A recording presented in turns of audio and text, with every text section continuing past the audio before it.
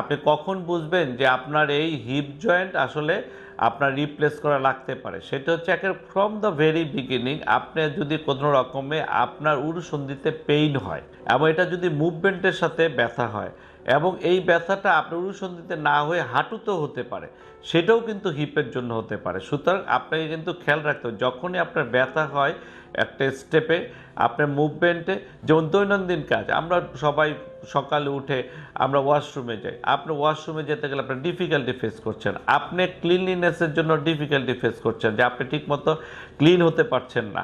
আবার আপনি আপনার কর্মক্ষেত্রে দেখা গেল যে আপনি নিজেকে সেইভাবে অ্যাক্টিভ রাখতে পারছেন না, আপনি একটু মুভমেন্ট করে আপনি স্টেয়ার্স উঠতে গেছেন, আপনি দেখা গেল সিঁড়ি ভাঙার সময় সিঁড়ি উঠার সময় আপনার ব্যথা হচ্ছে, আপনি ফার্স্ট মুভমেন্ট করতে পারছেন, তখন কিন্তু আপনাকে অবশ্যই ডাক্তারের শরণাপন্ন হতে হবে। শরণাপন্ন হলে ডাক্তার সাহেব হয়তো এটাতে এই ক্ষেত্রে হয়তো প্রথমে একটি এক্সরে করবেন, এক্সরে করার পরে যদি দেখা যায় যে আপনার জোড়াটা একেবারেই খারাপের দিকে, তখন এক্সরেই সাফিসিয়েন্ট।